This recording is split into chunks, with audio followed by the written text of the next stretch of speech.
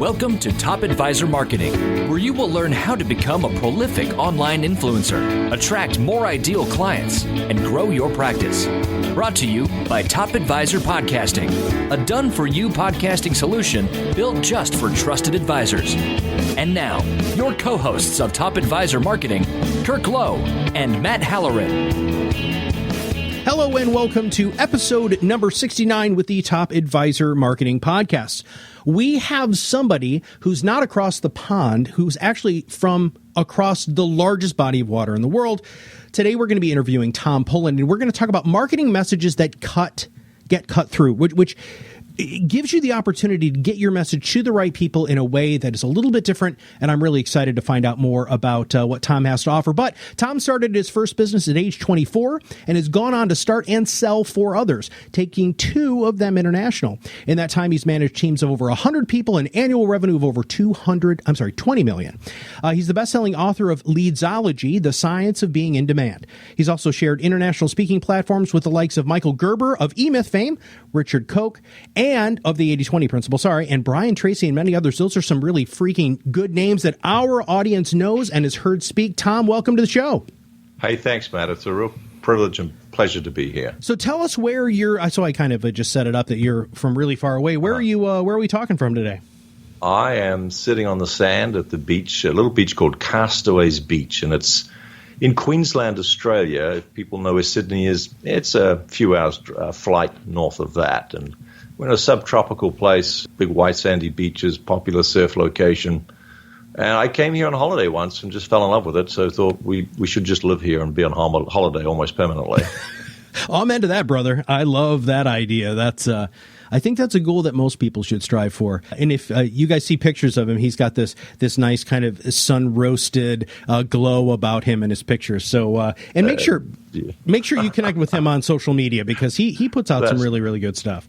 The sun-roasted glow that Matt's referring to is the sun bouncing off my bald head. Hey, you know what, man? There were only a few great, perfect heads made, and the rest hair was put on. So I'm a bald man right there with you. Okay, now you have made some pretty bold statements here, Tom. And the first one is that you're on record saying that 99% of marketing messages don't work. Tell us why that is. That's my estimation after having a look at literally thousands of marketing messages. And I suppose to start with, I'll just quickly say, well, what's a marketing message? And a lot of people will know this as a unique sales proposition or an elevator pitch or a tagline or a slogan.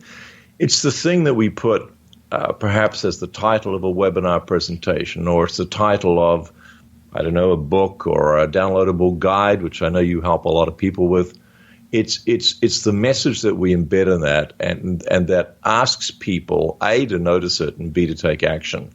And I know that 99% of them don't work, so that when people are asking people to open an email, there's a marketing message in the subject line, for example, or register for an event, there's a marketing message in the title of the event. And I know 99% of them don't work because 99% of them get ignored. So when we think about the marketing message, what its purpose is there's 2 things it needs to achieve. One is it needs to get cut through. And in order to get cut through, it has to sound very different to what all your competitors are saying. And the second thing it needs to do, it needs to motivate someone to take the action that you want them to take, whether that's signing up as for you to be their financial advisor, or whether it's for them to turn up to a meeting where you want to talk to them, or whether it's whatever it happens to be. There has to be effective in taking the action that you want them to take. The problem is that 99% of messages that financial advisors put out there in the market are saying the same thing as each other. You know, we'll help you in a retirement, have a secure retirement. Perhaps we'll, whatever it happens to be, but we'll take care of it. We'll give you peace of mind, and so on and so on. We'll tie your finances together. We'll sort it all out. Whatever the messages are, if you visit the website or the LinkedIn profiles of one financial planner to the other, you could pretty much swap their photos around and the name of the business around, and you'd be seeing and hearing pretty much the same thing. Yeah. The reason for that is that most people focus on their role and their service in their marketing message. I'm a financial planner. I help people with their retirement planning and so on. But it's really what people need to hear, in addition to something that's differentiated from what all your competitors are saying. What they need to hear is something that really speaks to the benefit of what that they are after. And just to give you an example, in my business, I'm a marketer, so I put into place lead generation systems so that there's a steady and predictable flow of new client inquiries coming in. If I said to someone, look, they say, what do you do? And I say, well, I'm a marketer. They say, oh, okay, well, that's interesting. And they're polite and they walk away. But if I'm in front of my ideal client, who's a professional who wants lead gen systems in place, and they say, what is it you do? And I say something like, what I do is I get you 3 new bookings each week from people who are interested in becoming clients. Yeah, now, you just got my attention. That level of differentiation and also the specificity in there means that I'm going to get cut through, and I'm pretty sure I'm going to motivate people to want to know more. What happens when someone does marketing without that message? Are they just ignored? I mean, you just said that 99% of these things aren't even probably open. So does it do any damage? Yeah. So it does a lot of damage in terms of not to the marketplace as such, but to the person, to the financial planner who's trying to get people to an event or trying to get people to respond to an email or trying to get people to sign on the dotted line, because that financial planner is working very hard and is doing all these marketing courses, maybe spending money on, LinkedIn advertising or Facebook advertising, whatever else, and they're blowing the budget and they're just not getting the response. And so they feel frustrated and they feel disappointed and because they're getting ignored. And I think I could probably add in response to this question, why are they getting ignored? And I mentioned, a couple of reasons in response to the last question, but every single lead, that's a new client inquiry. That's what I call a lead. It's not just someone who opts into a list. Every single time someone responds to a marketing message and makes an inquiry and says, look, I need to find out more about your financial planning services, 2 things have happened. One thing is the right value proposition, and we can call a marketing message a value proposition. The right value proposition has been put in front of the right person. And that's both can be very frustrating and it can also be very empowering, because it's frustrating because if you think you've got the right marketing message and you think you're putting it in front of the right people and they're not responding, then you obviously end up pretty frustrated and disappointed. But it's empowering as well, because that means there's only 2 things you need to change. You either need to change your marketing message because it's not getting cut through, or you need to change the marketing that you're putting it in front of, and of course, possibly both. But nevertheless, it does narrow it down from all the potential complexities and subtleties and nuances in traditional marketing. It narrows it down succinctly and simply to 2 options that you're then empowered to fix. You say that all leads are generating when 2 things intersect. And I'm really interested in what those 2 things are. Tell us what those are.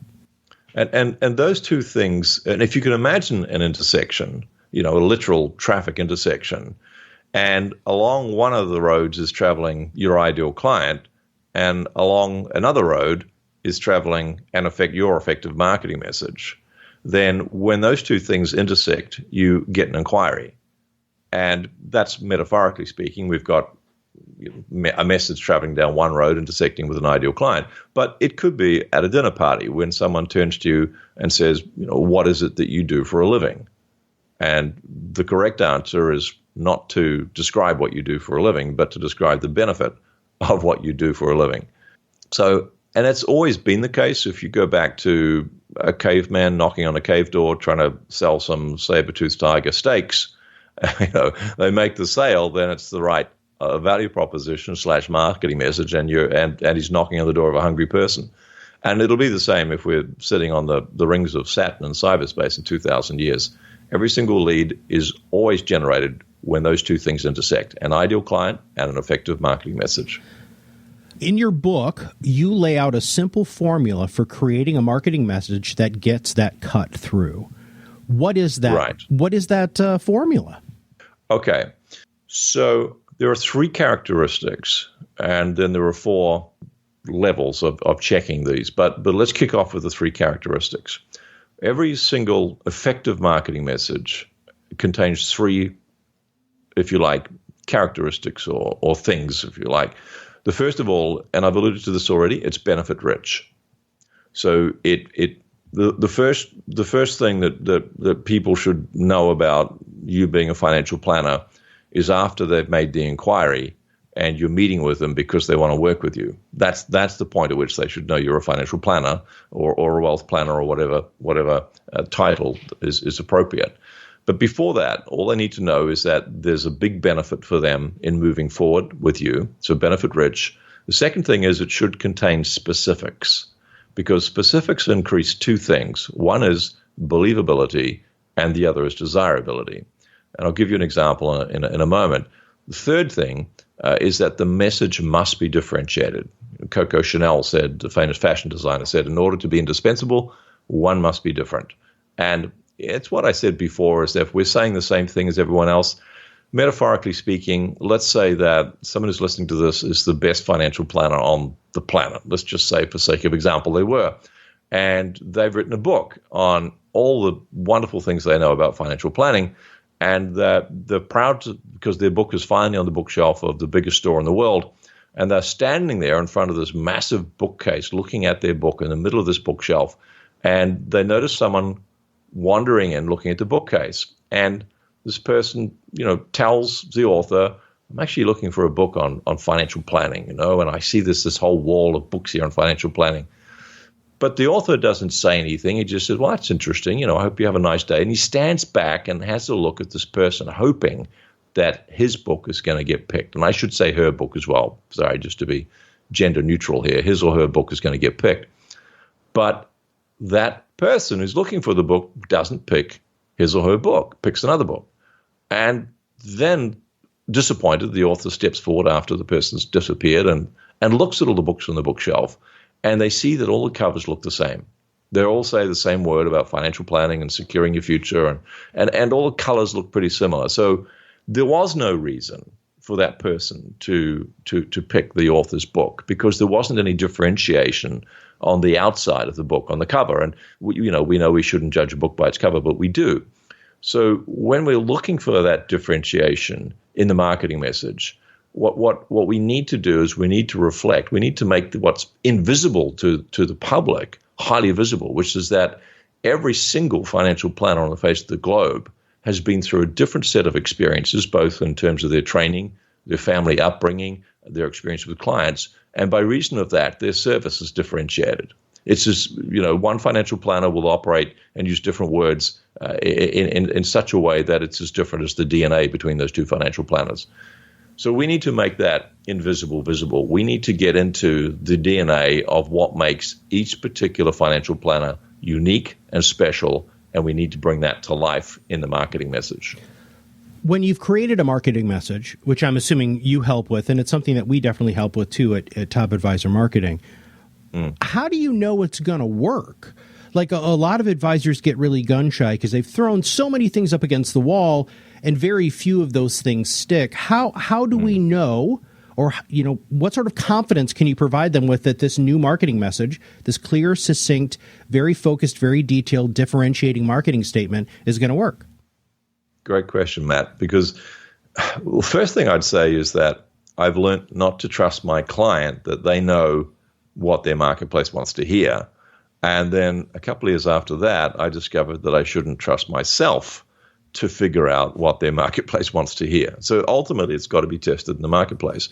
I give clients 4 levels of test. And the first step is pretty simple. You just sit in your common sense corner and you try to erase what you think you know about the marketplace, and you come up with a customer value statement that is specific and is differentiated and it's benefit rich. And you say, okay, just sitting in my little common sense corner here, do I think that my ideal clients would A, notice that, in other words, it would get cut through, and B, would they be motivated to want to know more? If the answer is yes, you go to the next step, which is, again, an internal process.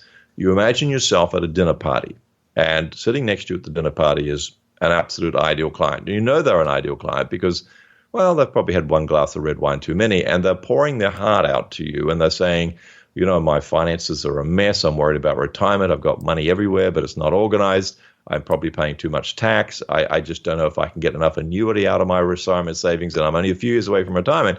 And you're sitting there and you're thinking, oh my goodness, this person is an absolutely ideal client. I can really help them. And then they turn to you and they say to you, let's say it's your name's Matt, which it is. And Matt was a financial planner in this little story. And they turn to you and say, Matt, I'm sorry, I've been telling you all about my financial issues and challenges. What is it that you do?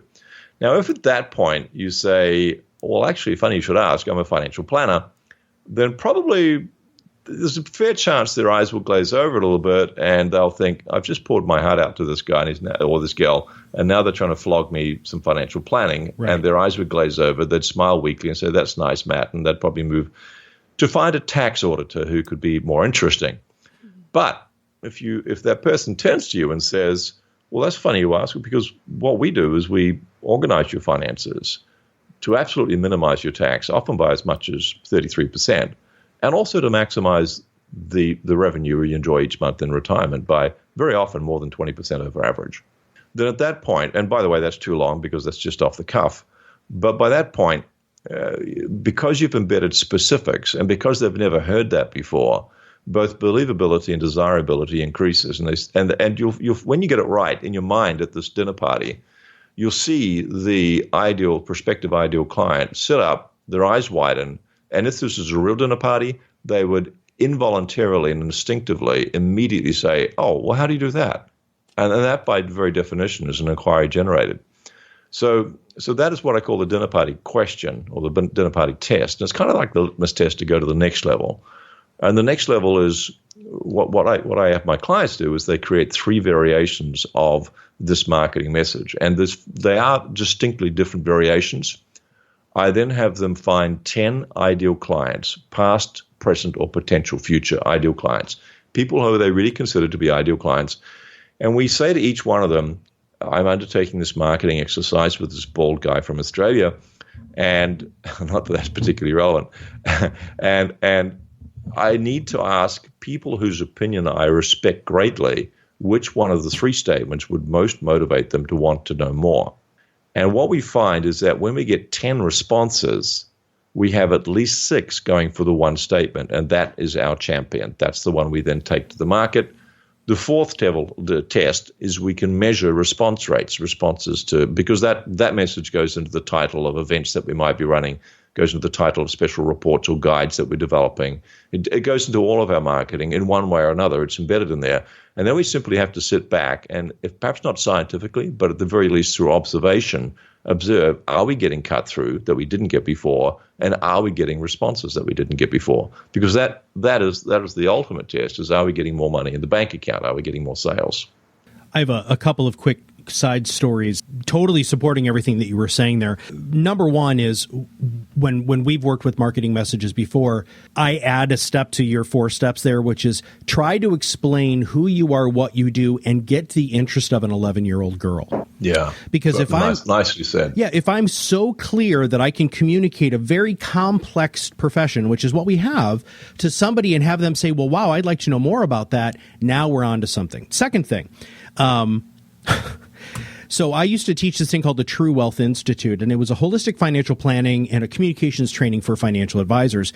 And we used to teach this thing called the 5-second rule, which isn't a secret. It's just basically you shut up after you ask a question and let people kind of follow their own trains of thought.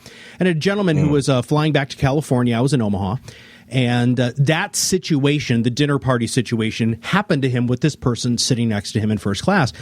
Vomited all over him for the 2.5-hour plane ride, all about all of his woes. He had just inherited like $10 million, blah, blah, blah, blah, blah. And they're landing, and he said, Tom, exactly what you said there, which is, oh my God, I've been talking the whole time.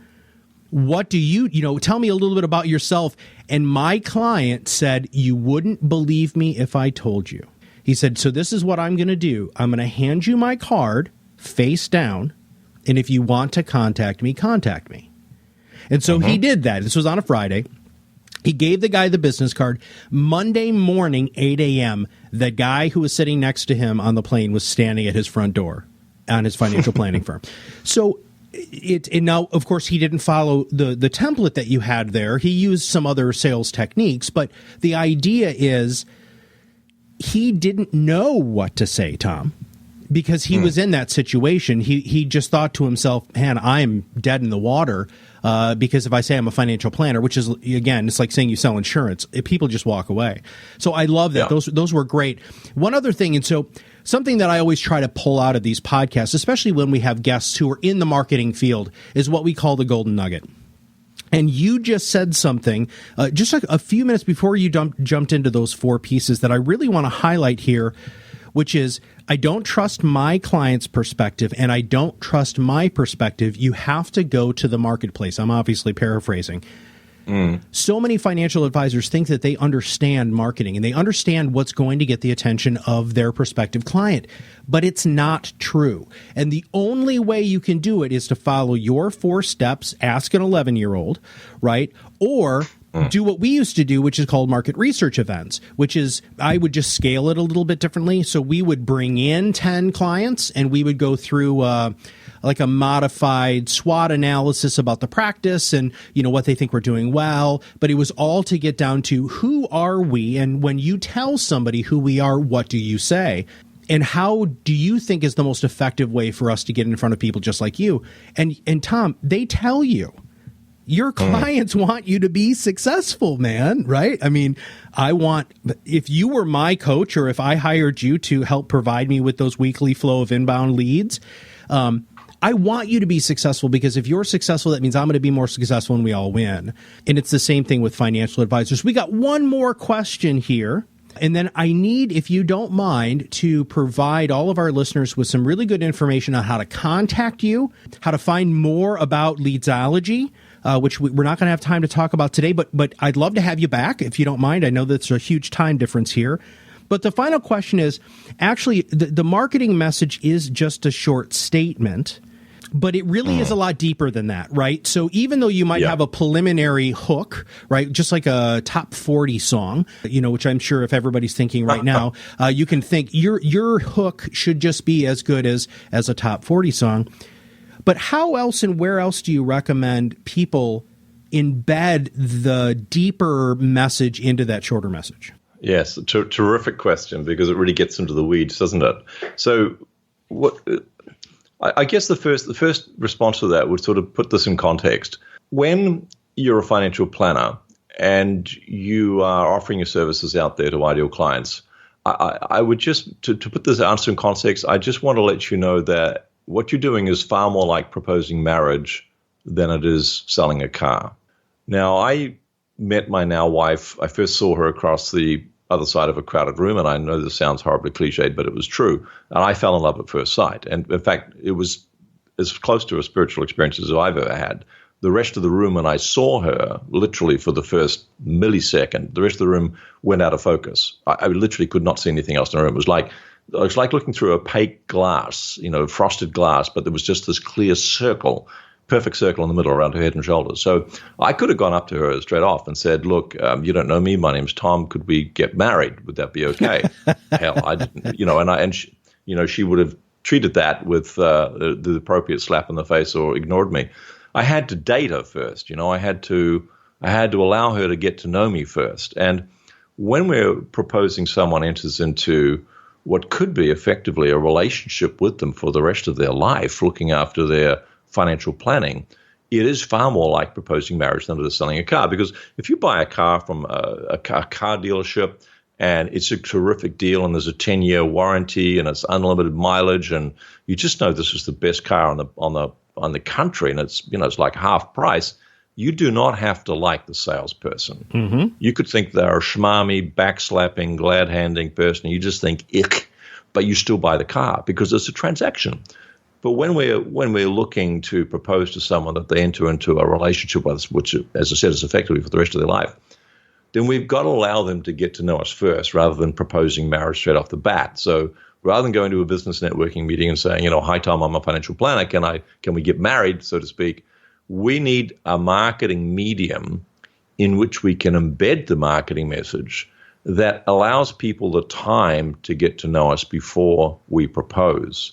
So an event of any description is a terrific way to do that. And Matt, what you're doing with clients and showing them how to develop guides or special reports is a terrific way of doing that. Because if it's an online event or if it's like a breakfast meeting or if it's a guide, we allow people we give people the opportunity to, commercially speaking, to date us, to get to know us prior to the proposal.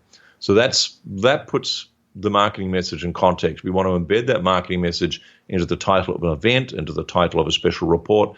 We need to match that marketing asset that allows people enough time to get to know, like, and trust us. There's a bit more to it than that, but for the sake of time, to know, like, and trust us. And we then need to make sure the event leads them through with the special guide, the report, or the event, online, offline, whatever, that it leads them through a series of answers to the questions they have in their mind, such as, can I trust this person? Is my money going to be well invested? And so on and so on and so on. So it is a lot more than that. We have to cascade out of that marketing message an agenda for the guide or special report, an agenda for the meeting, so that people can get to know us before we propose. And incidentally, talking about marketing message, one thing I should add, which might be helpful to people, is when you go to market and you test and you're finding 10 ideal clients, past, present, or potential future, that in itself can be a terrific marketing message, because it can reactivate old clients and it can get solicit inquiries from new clients who say, well, here's my answer, but by the way, can you tell me more about that? Because I'm quite interested in that. People really like, I've found, to be put in the position of being an expert. And when you're taking those 10 people and you're sitting down and you're taking the humble approach and kind of taking a knee and saying, hey, I'm really looking for help and advice from you, people love that, especially from a financial services professional who's generally always so much in control of the situation. Showing a little bit of vulnerability, especially when it comes to, trying to help more people, especially if you put it that way, can be very, very effective. Okay, so Tom, You've written a book, you've got an amazing website, you've got this whole process. I'd like to give you a minute or two to tell everybody about a little bit more about what you can do, especially for our audience, financial services professionals, and what's the best way for them to find out more information about what you do. Thanks, Matt, for that opportunity. Look, if people want to dive straight in and develop a marketing message and start using it to attract new clients, then they can go to www.5hourchallenge.com. That's the word 5, F-I-V-I-E, 5, as in not 4 and not 6, but 5, F-I-V-E, hourchallenge.com. So there they'll be able to enroll for a 10-minute video a day over 5 days, and they'll be able to invest an hour a day, including that 10 minutes training. And the objective of that is so that they can generate 5 fresh leads and 1 new client. That would be the first port of call I'd suggest. The other place people can go is, of course, they can go to Amazon and get the book Leadsology, The Science of Being in Demand. The easy route to that would be www.gettomsbook.com. And if they want to have a general explore, then leadsology.guru. Go to leadsology.guru and have a look at the free stuff section, because there's a bunch of stuff there that's helpful to people in terms of lead gen. Magnificent. Well, Tom, thank you very, very, very much for your thought leadership today and giving us the opportunity to spend some time with you and pick your brain. I appreciate the opportunity. It's been a real privilege to be here. Thank you, Matt. This was episode number 69 with Tom Poland, marketing messages that get cut through. This was fun for me. I love when we have the opportunity to interview other marketers, especially people who have a lot of experience outside of financial services and inside financial services, because it allows us at the Top Advisor marketing team to either realize that we're missing something, reinforce that we're doing something right, or give us new opportunities so that we can provide new opportunities to our clients. We don't work with everybody, but just like most other professionals don't, we really only work with a very specific segment of financial services professionals, generally people who are independent financial planners who've been in the business for a halfway decent amount of time, who really want to get their voice out and stop being the best kept secret in their area. And Tom, they're always looking for new names, new introductions, and new opportunities. And I hope that all of our listeners take some time, check out Tom's site, give him a call, take a look at what he has to offer. If you really want to scale your business, if you want to start really bringing in a lot of fresh new blood, I think that this program, this Leadsology program that Tom has created, could be an absolutely magnificent opportunity for all of our listeners. So again, Tom, thanks for your time. Thank you, sir. Been a pleasure. Been fun. It's been fun. Thanks, Matt. Yeah. And if you have not subscribed to the podcast yet, please make sure you click the subscribe now button below. That way, every time all of us here at Top Advisor Marketing comes out with a new podcast, it'll show up on your listening device post haste. For Kirk Lowe and the whole Top Advisor Marketing team and Tom Pullen, this is Matt Haller, and we'll see you on the other side of the mic very soon. Are you ready to change the way you communicate with your clients? Are you tired of being the best kept secret in your area? Learn how to become a prolific online influencer, attract more ideal clients, and grow your business. Contact us today and see what the power of podcasting can do for your business. Click on the Contact Us link on our website at topadvisormarketing.com and set up a call to learn more. Follow us on LinkedIn and Facebook for more updates and information.